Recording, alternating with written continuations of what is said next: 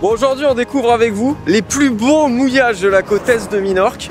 Vraiment nos préférés, ceux qui sont incroyables et grandioses. Premier arrêt, Cala Pudente. Non mais c'est une dingue. Regarde, on voit vraiment les grains de sable. Quand je vous dis que l'eau est claire, c'est que l'eau est vraiment très très claire. C'est rare de pouvoir le voir à la caméra, mais alors là...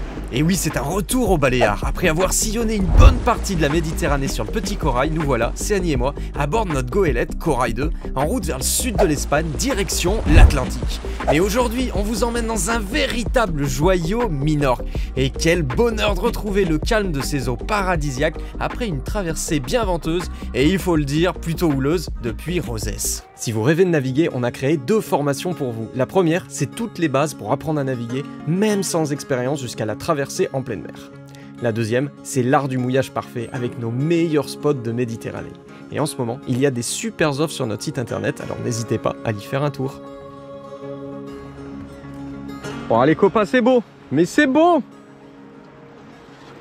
Puis on est seul au monde quoi, c'est ça qui est cool. Enfin, eau turquoise, seul au monde. Oh là là là là. C'est vraiment le paradis quoi. T'as pas un bateau, c'est trop beau quoi. Et je crois que Annie est plutôt team paddle. Carrément.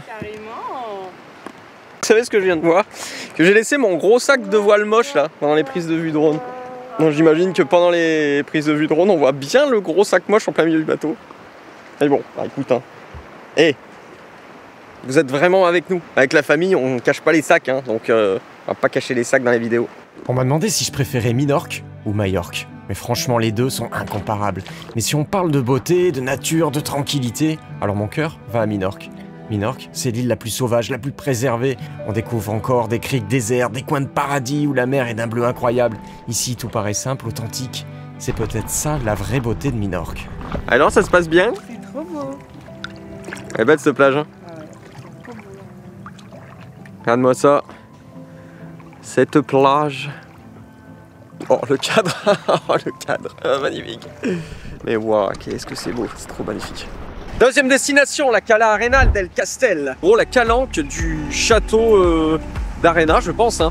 Cette crique, elle est très très belle parce qu'en fait, ça fait une forme de coquillage. Vous allez voir ça au drone, on dirait vraiment un petit coquillage. T'as une jolie plage tout le long, c'est une grande plage. C'est très familial. Alors t'as un peu plus de monde évidemment que dans les criques un peu plus sauvages, puisque t'as un hôtel qui est juste à côté, mais ça reste une très belle cala avec une très jolie plage. Ce qu'on va faire, c'est que nous on va prendre le paddle et on va aller se baigner un petit peu à cette jolie plage.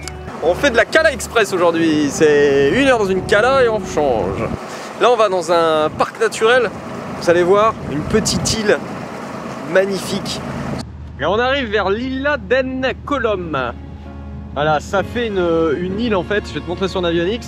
Ça fait une île et au milieu, t'as vraiment 1 mètre de fond d'eau turquoise, ça a l'air très mignon. Des eaux turquoises qui se fondent dans des verts émeraudes. Minorque, perle suspendue au cœur des Baléares. Un voyage, c'est une suite d'instants que le temps effleure. Certains glissent, d'autres s'impriment à jamais. Quand le cœur s'emballe, les heures s'envolent comme le vent qui pousse nos voiles. Mais une vérité ne change pas. Toutes les beautés du monde ne valent pas le trésor de les partager avec quelqu'un. Partager, c'est regarder le monde dans le regard de l'autre, c'est se perdre ensemble, sans boussole, c'est rire d'être là, juste là. La liberté, la vraie, ce n'est pas de partir seul, c'est de partir ensemble vers ce qu'on aime. Et moi, j'ai cette double chance, celle d'avoir quelqu'un avec qui tout partager, et celle de vous avoir, vous, à nos côtés, pour faire voyager un peu de ce rêve. On est au petit village de pêcheurs de Esgro. Esgro, c'est un petit coin de tranquillité niché sur la côte nord-est de Minorque, un village de pêcheurs datant de la fin du 19e siècle, situé dans une baie en demi-cercle qui est protégée par l'île d'El Colom, aux eaux d'une quiétude rare. Au fil des rues blanches du village, des petites maisons qui semblaient initialement être des résidences secondaires pour les habitants de Mahon se dévoilent. Elles témoignent d'un temps où l'on cherchait à fuir l'agitation pour venir respirer ici, face à la mer. Aujourd'hui, Esgro conjugue authenticité, nature et douceur de vivre. Une halte où l'on prend le temps d'écouter le chant des oiseaux, de marcher jusqu'à la lagune ou de s'allonger sur la plage en toute sérénité.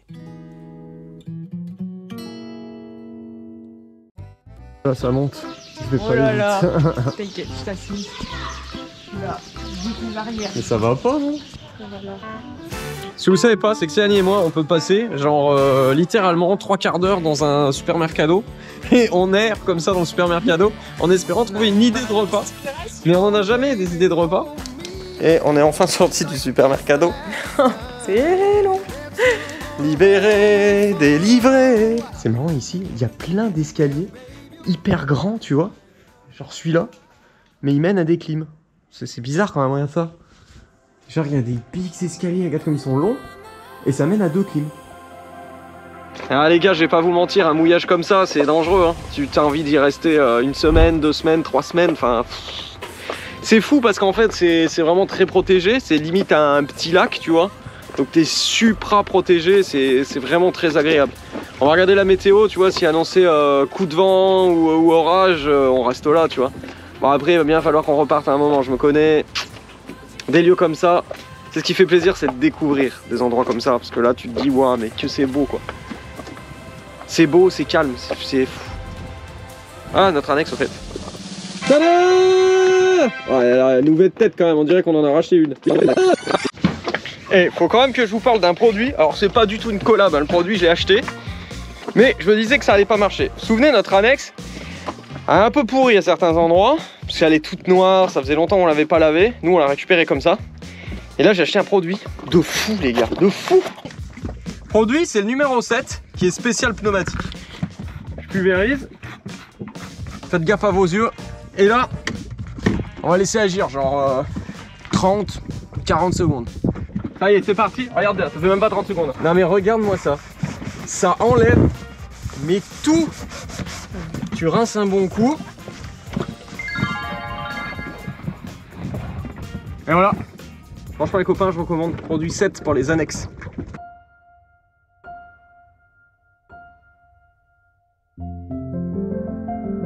Et oui, on est venu à terre, enfin plutôt sur la plage. Ça s'appelle 16 Salines en fait, le bout de la baie de Fornells. On dirait vraiment un petit étang d'eau saumâtre, tu vois. Et j'adore ces petites maisons là. Au bout de la baie de Fornells, le village de 16 Salines s'endort entre ciel et mer. Quelques maisons blanches, le silence du vent et le souvenir du sel. Car ici, autrefois, les saliniers récoltaient l'or blanc de Minorque sous le soleil implacable du nord. Et là, on se promène dans les rues de 16 Salines, hein, et c'est... Oh, toutes les maisons sont blanches. Ça me fait penser un petit peu aux maisons du Stromboli quand même. Hein. Ouais, c'est vrai. Il y a une petite vibe. Tu vois, c'est une route qui va jusqu'à Fornells. Nous, on va le faire en annexe. Aujourd'hui, la station d'essence est fermée. Du coup, on s'est mis au quai d'essence. Et là, allez, on va aller visiter un petit peu cette petite ville. On pose l'annexe aux portes Fornells et tout de suite, le charme opère. Ce petit village, ancien port de pêche, respire la Méditerranée.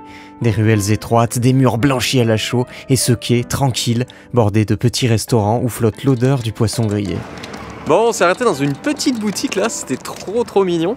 Et on en a profité pour acheter un petit magnète de Minorque. Et on se dit que c'était une bonne idée sur le frigo, en fait, de mettre des petits magnettes de toutes les destinations où on va aller. Voilà, puis si on fait les Canaries, le Cap-Vert, bah à chaque fois on mettra un petit magnète qui correspond, on va dire, à la grosse zone de destination où on va. On continue notre petite balade en observant un petit voilier qui navigue. Et puis on continue, presque jusqu'au bout de la baie de Fornells. On a vu les vestiges d'un château juste avant. Et là on retourne au centre-ville. Le temps semble suspendu ici à Fornells, comme si cette baie ne protégeait pas seulement des rafales de tramontagne qui balayent parfois Minorque, mais aussi de tout ce qui ailleurs va trop vite. On se surprend à flâner, à penser aux choses du passé. Certains lieux réveillent en nous des souvenirs comme une petite Madeleine de Proust. Même si l'on n'est jamais venu, l'esprit se met à errer dans d'anciennes images. Et moi, je repense au voyage que je faisais enfant avec mes parents. En Grèce, ce pays que j'ai tant aimé. Peut-être que je l'aimais parce que j'étais avec eux, parce qu'on était heureux là-bas. S'ils étaient ici, aujourd'hui, je suis sûr qu'ils aimeraient, surtout mon père. Pas de boîte de nuit, pas de bruit, juste le calme et le cri lointain des oiseaux migrateurs qui survolent les anciennes salines.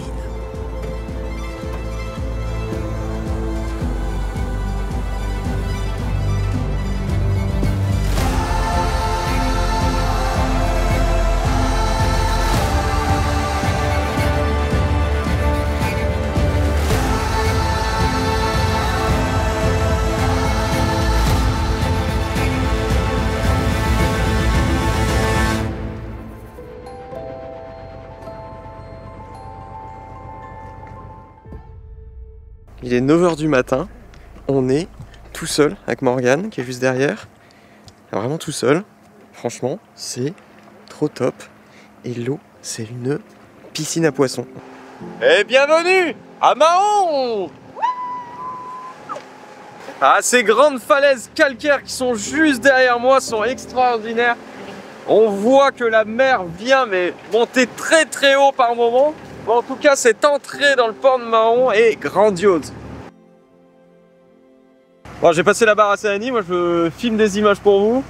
Franchement, c'est vraiment mignon Mahon. Si vous avez l'occasion de venir, ça vaut vraiment le coup. Faut éviter juillet-août. Juillet-août, c'est hors de prix, il y a énormément de monde. Donc le mieux, évidemment, c'est hors saison. Faut pouvoir, mais là, c'est trop génial hors saison, quoi. Eh, sans rire, c'est un ravissement pour les yeux, Mahon. Hein. Enfin, c'est fou. C'est des petites collines verdoyantes avec des petites maisons blanches. Tout est beau, quoi. C'est trop bien. Moi, je connaissais pas, j'avais jamais fait, donc hâte d'aller découvrir. Gaze along, my eyes fell on a simple kind of truth. From what I could see, the scenery is best surrounding you. It's a love I can't explain. It's a love we can't explain. And what's the... Oh, dans le port de Mahon, là, il y a un gros Grimaldi Trasmed qui rentre. Et moi, ce matin, je me disais, putain, Mahon, ça a l'air petit quand même pour moi, pour faire ma manœuvre de port. Tu sais, quand tu vois un satellite, tu sais, t'as l'impression que c'est tout petit, quoi. Il y a des petits bateaux qui vont rentrer. Et tu te dis, putain, je me dis, mais lui, quand il rentre dans Mahon pour faire sa manœuvre de port, là. Moi qui fais ça tous les jours, hein, mais. Ils sont. Quand même, ils sont forts, les mecs, hein. Et sinon, nous, on s'est posé pour un petit repas. Et c'est parti pour la visite de la vieille ville de Mahon. On va se promener un peu, église de Santa Maria, etc. Allez, go! Bon là on va pas se marrer des masses parce qu'il faut monter. Ouais, vous savez bien que j'aime pas monter. Ah bah oh là là, ça va être dur, ça va être dur. Ah. Oh là là. J'ai voulu faire un plan avec la GoPro, fallait monter sans s'arrêter, tu vois. Il y a au moins 150 000 marches.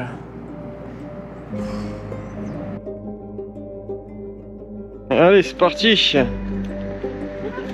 Là pour l'instant ça fait pas vieille ville, ça fait ville moche quand même. Bon, là, on est à côté du musée de Mahon. On va aller voir si c'est ouvert. On est dimanche. Il est quoi, 15 h. J'ai quand même des petits doutes sur le fait que ça soit ouvert. Mais on va tenter le coup. Ils ont fermé le musée, t'as vu? Regarde là. C'est pas ça. Bah, c'est muré. C'est carrément muré, c'est fermé. Bon bah, c'est fermé. C'est fermato, fermatino, tout ce que tu veux fermato. On s'attend pas forcément à ce que ça soit aussi tranquille. Les ruelles montent, descendent, serpentent entre des façades ocre, des volets pastels et ce mélange d'ombre et de soleil qui change tout le temps. On se balade un peu au hasard, sans plan. C'est ce qu'il faut faire ici. À chaque tournant, t'as un petit balcon en fer forgé, une porte immense ou une vieille enseigne qui date d'un autre siècle. Et quand tu t'arrêtes un instant, t'entends les mouettes, les cloches et le vent qui arrive du port. Ce port d'ailleurs, c'est l'un des plus grands ports naturels du monde. Les Anglais s'en étaient emparés au XVIIIe siècle et c'est eux qui ont laissé quelques touches britanniques dans l'architecture. Même le gin local, il vient de là. Bon là ce qui est cool, c'est vraiment que moi qui a presque personne dans les rues, tu te balades, tu peux courir, tu peux sauter, personne qui te regarde. Bon, je sais pas pourquoi tu fais ça, mais donc t'es pas, voilà, t'es vraiment pas pressé par le monde, quoi. C'est une visite tranquille.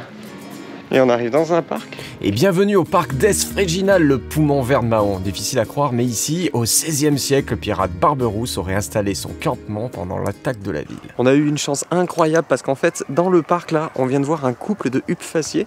C'est des oiseaux migrateurs qui sont assez rares, qu'on voit en Méditerranée. Et on voit juste là, juste devant nous. En plus, ils étaient pas très loin, j'ai bien pu les filmer. C'était trop mignon. Ah, et ils sont juste en face de nous là, dans l'herbe. Allez, on ressort. Et à vous, t'es perdu? Et toi, t'es pas perdu? Non. Ouais, allez. Non, et là, voilà. on va où? Bah vas-y, on va où? Y'a quoi après cette rue? La place du marché. Allez, on va voir ça. Non, on est à la place du marché, regarde. C'est pas du tout la place du marché. Et si, c'est la place du marché. Non. Évidemment, on est arrivé dans une petite boulangerie minorcaine. Ah, on va craquer je pense. Enfin moi oui, toi je sais pas. Je sais pas. Bon je l'avais dit, on est vraiment sur la place du marché. Non. Je l'avais dit. Ça n'a aucun rapport, voilà. Ça fait très longtemps Je le savais. Marche. On va aller prendre l'ascenseur de verre. Arrête. C'est une attraction ici. Ça permet de descendre en fait dans toute la grande tour de verre. Et tu vois le panorama autour. J'aime pas le vide. Je monte au mât, j'ai fait un peu d'escalade et tout. Mais j'ai fait un peu d'escalade du bloc justement pour pour me passer la peur du vide et je me suis pété les 2 pieds. Du coup c'est pas une super expérience.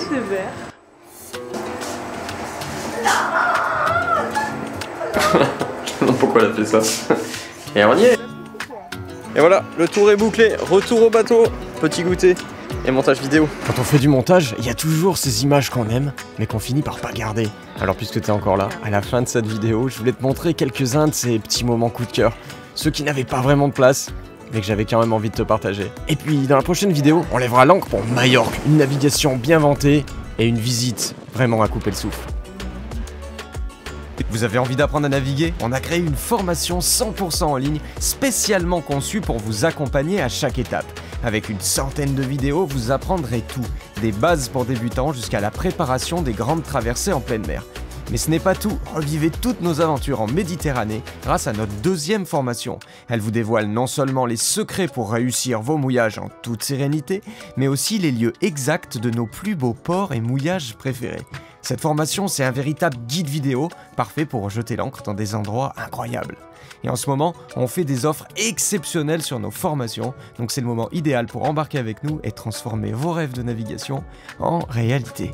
Retrouvez toutes les informations sur notre site www.voiliercorail.com et si vous voulez retrouver tout ça facilement, il vous suffit d'aller dans la description de cette vidéo et d'aller sur notre site internet. Allez, salut les copains!